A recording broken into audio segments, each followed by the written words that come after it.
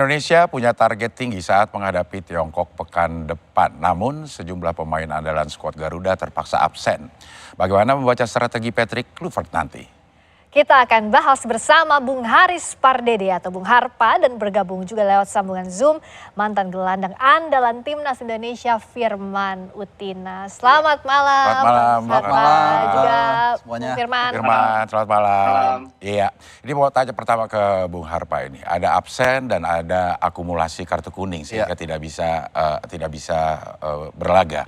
Absen karena cedera. Gimana posisi terakhir atau kondisi terakhir timnas kita ini? Ya, ada 4 sampai 5 ya pemain kita yang tidak bisa tampil dengan alasan tadi yang seperti dikatakan Cing Abdel, ada yang karena akumulasi kartu kuning, Martin Paes dan Marcelino Ferdinand, dan ada yang cedera.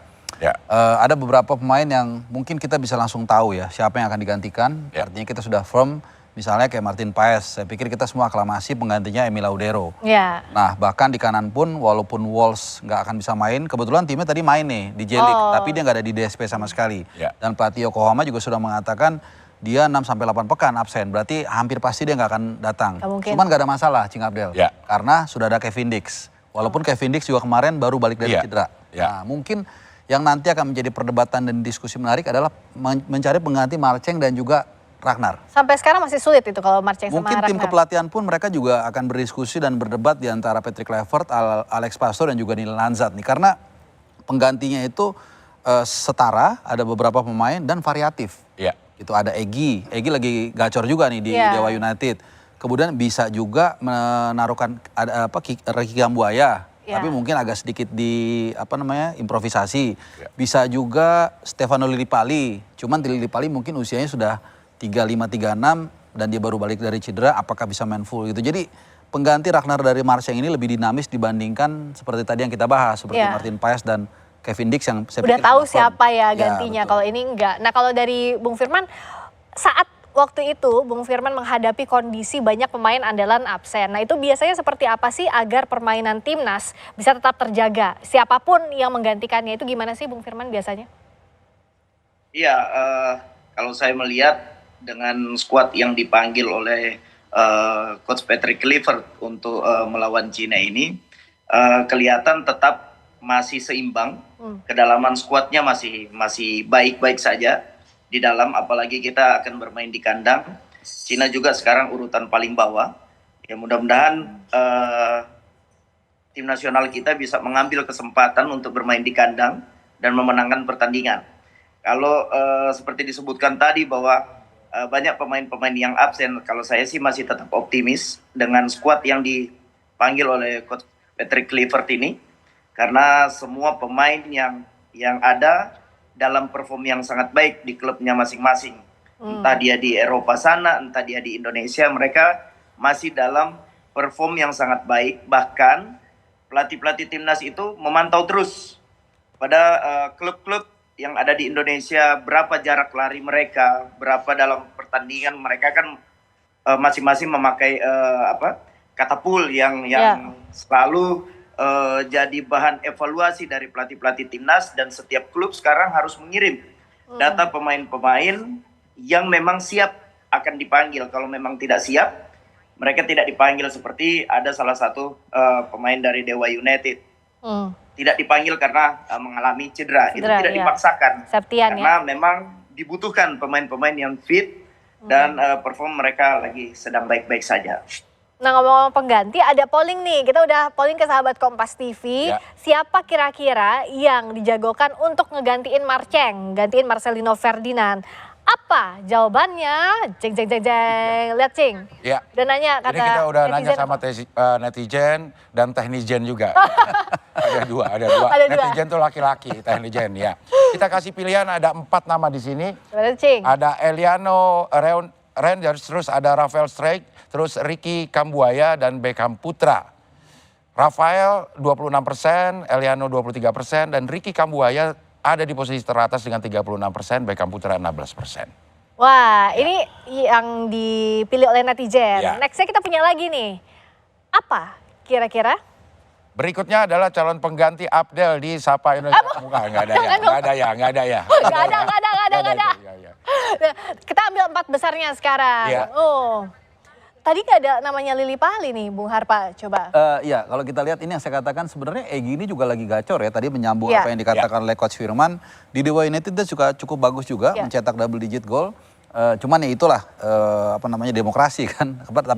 Tapi nanti bola kan nggak demokrasi nanti. Patrick Kluivert yang akan menentukan hak prerogatif dan seperti apa kondisi terakhir pemain. Karena pelatih itu kan bisa heart to heart. Dia melihat dari dekat seperti apa kondisi bukan hanya fisik ya, tapi mental, psikologis yang kita mungkin nggak tahu di luar. Dan sedikit saya tambahkan, Eleanor Renders ini kan kita sudah firm ya, dia nggak bisa akan tampil, udah dipastikan dia akan nggak ikut. Sementara Rafael Struijk ini agak sedikit tanda tanya. Kenapa? Karena di Brisbane Roar itu dia sudah tidak main mungkin dalam 2-3 bulan terakhir. Dan ini agak sedikit kontradiktif kalau kita kembali mengingat apa yang dikatakan oleh Patrick Kluivert di Hotel Mulia. Saat pengenalan dia sebagai pelatih, dia mengatakan akan memperhatikan minute play. Sementara Rafael Struijk minute playnya kurang gitu. Jadi Beckham Putra sebenarnya masih bisa masuk juga. Karena posisinya mirip nih Cing Abdel ya. Betul. Dan lumayan hype juga ini nama Beckham Putra. Tapi di polling ini netizen dia paling rendah 16. Ya itu dia, kalau polling kan berdasarkan. Karena mungkin juga baru masuk kali Beckham ya kan, karena dia ngegantiin. Tapi kemarin dia dapat pujian juga. Kebetulan saya interview langsung dia di Bali United Training Center bersama dengan rekan-rekan media itu. Public speakingnya sangat bagus, sangat percaya diri. Memang ada yang mengatakan body balance kurang bulky begitu ya. Tapi saya pikir anggaplah ini sebagai masukan buat dia untuk meningkatkan performanya. Dan kita nggak pernah tahu ya.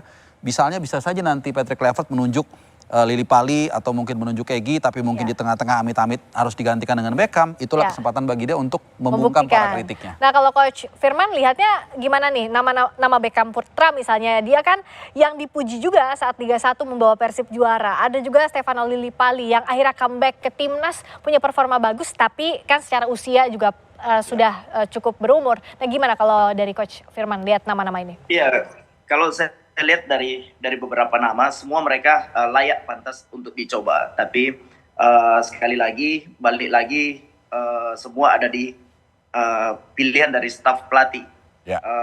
Kalau saya pribadi melihat bahwa Lily Pali masih bisa juga jadi pengganti dari Marcelino nanti. Dan saya lebih melihat Kambuaya lebih banyak bermain di tengah kedalaman. Jadi saya rasa semua nama yang kita bisa lihat ini mereka sangat siap karena perform mereka juga di Liga Indonesia mereka sangat baik. Ada beberapa pemain, ada beberapa pertandingan yang mereka lalui sangat luar biasa. Jadi saya rasa mereka sangat siap dan pemain yang ada di sana siap dicoba. Ya, Bung Harpa, kalau kita lihat speknya kalau di game nih semua sebenarnya udah mentok kanan lah. Rata kanan semua ini pemain yang ada ya. Cuma pilihan nanti apakah dilihat style bermainnya atau chemistry antara pemain kalau menurut Bung Harpa gimana? Ya saya pikir kalau kita bicara sepak bola ya berarti itu olahraga kolektif. Berarti yang paling penting adalah chemistry. Seperti yang dikatakan oleh Coach Firman, memang pemain-pemain ini dipanggil pasti yang paling siap, yang paling bagus. Nah, tapi ketika memilih 11 pemain dan 23 DSP nanti, pasti dipilih yang paling siap secara fisik, secara mental, dan tadi yang Cing Abdel bridging tadi, soal chemistry. Nah, ini akan dilihat latihan. Kan pada saat latihan. TC itu kan udah berlangsung dari tanggal 26, walaupun nggak semua bergabung. Jaitses itu kalau nggak salah hari kedua baru bergabung atau hari ketiga saya lupa. Bahkan nanti masih ada lagi nih persiapan final preparation sampai dengan official training tanggal 4 Juni. Nah, itu semua nanti masih bisa berubah. Tapi saya pikir 70-80% ya seperti di belakang misalnya trio Jai Itses, Justin Hapner sama Rido kalau kita sepakat. Bentengnya kita itu Bentengnya kita kiri Verdong dan kanan Dix, dan kebetulan semuanya kapten di klub nih Cing Abdel. Ini kelihatannya nggak akan berubah. Joe Pelupesi, Tom Haye juga kelihatannya kalau nggak ada apa-apa nggak akan berubah. Oleh Romney. Nah tinggal 2 orang ini nih yang mungkin siapa yang jagain Oleh di situ ya. Makanya tadi dari perdebatan kita juga kan kelihatannya nggak bulat ya. Dari pooling juga sama, rata 20% begitu. Ya, kalau dilihat cari chemistry mungkin bisa nggak dilihat dari video yang kemarin timnas tuh joget-joget. Yang paling asik jogetnya ya. Chemistry udah oke ya. Kalau yang paling asik kayaknya Marcelino Ferdinand ya. Paling pede banget. Paling pede, suaranya juga paling bagus ya. Nah, kalau Coach Firman lihat sekarang komposisinya kan sebenarnya sudah ideal ya. Apalagi kita terakhir lawan Bahrain, bahkan Ketum Erick Thohir juga bilang bahwa ya ini sudah komposisinya ideal. Nah, itu gimana untuk menambal kekurangan-kekurangan kita sekarang lawan Tiongkok yang kita sudah tahu performanya seperti apa waktu kita kalah lawan Tiongkok? Iya, jadi ya kalau bagi saya ya hari makin dekat ini pelatih-pelatih banyak berbincang tentang style of play yang akan dia mainkan nanti. Dengan skuad yang datang, skuad yang ada sekarang, formasi apa yang baik untuk nanti melawan Cina. Saya rasa bahwa kerja keras yang dilakukan oleh tim analisis dari staf kepelatihannya Patrick Kluivert ini harus kerja ekstra. Karena secara kolektivitas tim dari Cina ini sangat berbahaya di counter attack yang terjadi di kita main di kandangnya mereka. Dan cara mengantisipasinya seperti apa? Nah, style of play yang menentukan dari tim squad yang ada sekarang. Kalau saya lihat pemain-pemain yang ada sekarang ini melihat dari squad yang ada mereka akan bermain di 4-3-3. Kalau saya nggak tahu ya, kalau saya lihat pemain-pemain squad yang ada sekarang, saya nggak tahu nanti lawan Cina seperti apa. Tapi menarik kita tunggu karena dari Cina akan memainkan 4-4-2 dengan langsung menyerang di GBK nanti, kita juga nggak tahu. Iya, kalau Bung Harpa sendiri lebih pilih mana kira-kira formasinya? Ya, ada satu fakta yang menarik nih. Dalam 8 laga terakhir di luar Jepang, itu setiap kita unggul ball position itu kita kalah. Masuk sama Tiongkok kemarin. Ya, waktu di Qingdao itu kan kita sekitar 60% kalau saya nggak salah. Cukup jauh kan waktu Cukup itu jauh, dan kita dihajar dengan counter attack, ya kan, terutama yang kedua. Kalau yang pertama memang ada blunder dari Sen Patinama ya. Lawan Australia lebih ganas lagi 70%, tapi kita kalah 5-1. Gitu.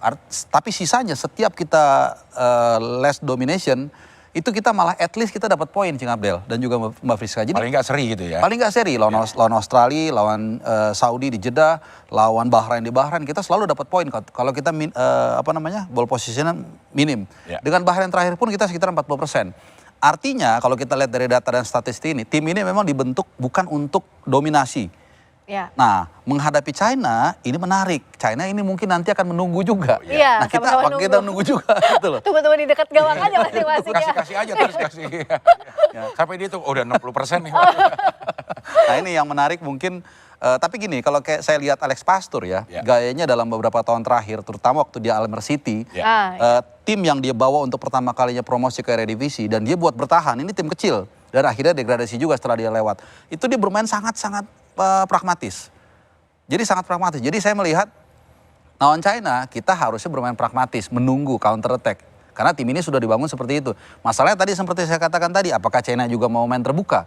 Karena mereka tahu kita secara materi, kalau kita sepakat, materi kita lebih bagus daripada China. Tapi kan dalam sepak bola bukan hanya materi, tapi kekompakan dan chemistry dan memanfaatkan momentum, itu yang kadang-kadang juga bisa menentukan. So formasinya kalau lawan Cina, Tiongkok bisa berubah? Saya rasa nggak akan berubah ya, karena dari mulai zaman Sintayong sampai dengan Patrick Kluivert, selalu kita memakai 3 back. Jadi nggak tahu ya, bisa saja tiba-tiba Patrick Kluivert melakukan perubahan. Tapi rasa-rasanya saya mengusung satu filosofi, don't change your main gun in the middle of the war. Jadi jangan coba-coba sesuatu yang baru di tengah-tengah pertempuran yang mungkin pemain ini nggak siap dengan formasi yang gaya baru. Belajarnya dari waktu lawan Australia dan Australia. Tapi Australia lebih kepada gaya main ya. Tapi formasi dari 3 back, tiba-tiba mungkin dia disuruh pakai 4 back. Mungkin mereka agak kagok ya, menurut saya gitu. Jadi formasi berapa yang menurut? Saya pikir 3 back dengan 2 full back, 3 CB, 2 full back, kemudian di tengah Tom Hai dan Joe Pelopesi. Nah, Oleh sebagai target man akan didukung 2 attacking midfielder di kanan dan kiri. Nah, jadi kalau berapa tuh? 3-4-3 kurang lebih. 3-4-3. Coach Firman juga lihat itu ideal 3-4-3. 3-4-3 kan sudah dijalankan pelatih sebelumnya. Dan sekarang itu jadi rule mode dari beberapa tim yang ada di Indonesia.